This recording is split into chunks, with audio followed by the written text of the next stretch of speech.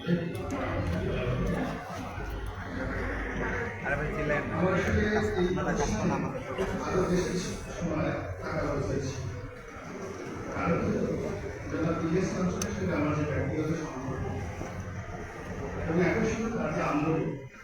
সেই আন্দোলনের যে রাষ্ট্রীয় পর্যায়ে কি 5টি পদক আমার দেখা সুযোগ।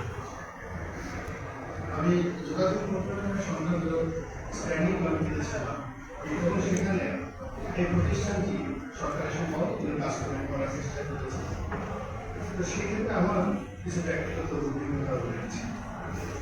আমি আসলে গত কয়েকদিন যেমন শারীরিকভাবে অসুস্থ এবং এই কারণে আসলে শুধু কাঞ্চন ভাইয়ের অনুষ্ঠান বলে এসেছি, বসতে খুব কষ্ট হচ্ছে, এই জন্য আগে বক্তব্য চলে যাচ্ছি, এই জন্য আপনার কাছে ক্ষমা চাচ্ছি।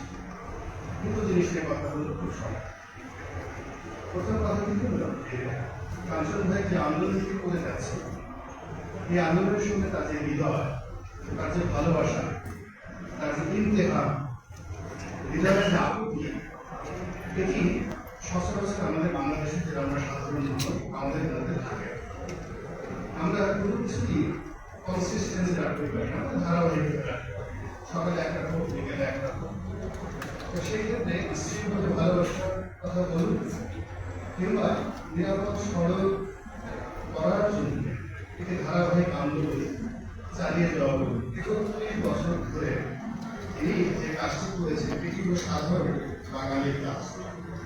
তিনি যে চলচ্চিত্রের নায়ক, সেই চলচ্চিত্রের নায়ক হিসাবে জনমানুষের জনবন্ধিত নায়ক হওয়ার যে যোগ্যতাগুলো দরকার, এরকম যোগ্যতা সম্পন্ন একজন মানুষ এই অনুষ্ঠানটি করেছেন। আমার মন্দির অনুপস্থিত থেকে দ্বিতীয় যে বিষয়টি, সেটি হল আমাদের এই সড়কের যে সমস্যা। সড়কের সমস্যার মধ্যে রাষ্ট্রীয়ভাবে প্রতিষ্ঠানটি রয়েছে বিআরটি। আমার কাছে মনে হচ্ছে যে এই বিআরটি হল সমস্ত ইংলিশের প্রতিষ্ঠানটির সঙ্গে আমি 5টি বছর একবার পাগলের মতো হয়ে গিয়েছি এটাকে ঠিক করার জন্য। কিন্তু বাস্তবতা হল এখানকার সিন্ডিকেট এবং সিন্ডিকেশন, এর সঙ্গে রাজনীতি, এর সঙ্গে চাঁদাবাজি এবং এর সঙ্গে হাজার হাজার কোটি টাকার যে অবৈধ লেনদেন, এই বিষয়টি আসলে একজন প্রধানমন্ত্রী, একজন যোগাযোগ মন্ত্রী, তার সঙ্গে সঙ্গে জনগণের একটা সম্মিলিত সহযোগিতা না থাকলে এই সড়কের যে দুর্ঘটনা এটি নিয়ন্ত্রণ করা সম্ভব নয়। একজন ওয়াকিল কাদের বলেন কিংবা এখন যিনি আছেন, খুব নামটা অবস্থায় শুধুমাত্র সরকারি যোগাযোগ মন্ত্রী যদি থাকেন এটা সম্ভব না, এখানে আরো অ্যাক্টিভ লোক দরকার। দ্বিতীয়ত হলো উন্নত বিশ্বে আমি যে দেশগুলোতে দেখেছি যেখানে হাইওয়ে কনসেপ্ট, সেই হাইওয়ে কনসেপ্ট অনুযায়ী আমাদের দেশে একটি সড়ক এবং মহাসড়ক এখনো পর্যন্ত কার্যকর নেই। পদ্মা সেতুর যে বৃষ্টি মাওয়া থেকে গঙ্গা পর্যন্ত হয়েছে, এটি মহাসড়কের থিমটা এখানে বাস্তবায়ন হয়েছে, কিংবা 300টি ওষুধধারা যে রাস্তাটি এটি হয়েছে, কিন্তু এখানে এখনো পর্যন্ত ল অ্যান্ড অর্ডার এটা বাস্তবায়ন করার জন্য যে স্ট্রাকচার দরকার সেটা আমরা এখনো পর্যন্ত শূন্য পেতে পারি।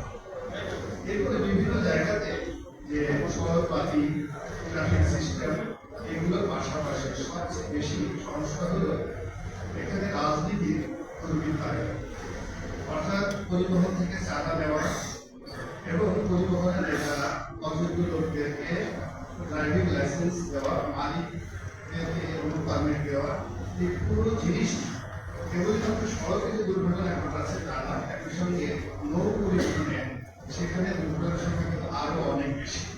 অর্থাৎ লঞ্চের ট্রলারে, তারপরে ইঞ্জিন চালিত বোটে, সেখানে যে প্রতিনিয়ত কত মানুষ মারা যাচ্ছে, কত দুর্ঘটনা হচ্ছে, এটা যদি সড়কের সঙ্গে যোগাযোগ করা হয়, যোগ করা হয়, এটা আরো বেশি হয়ে যায়।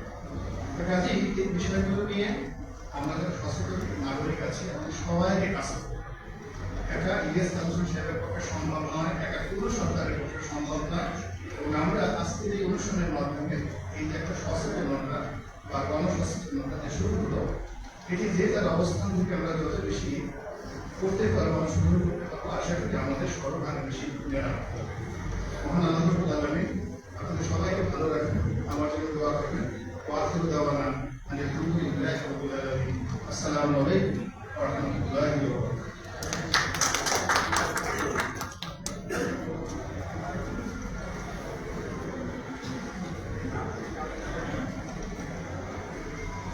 ধন্যবাদ জনাব গোলাম মাওলা রনি।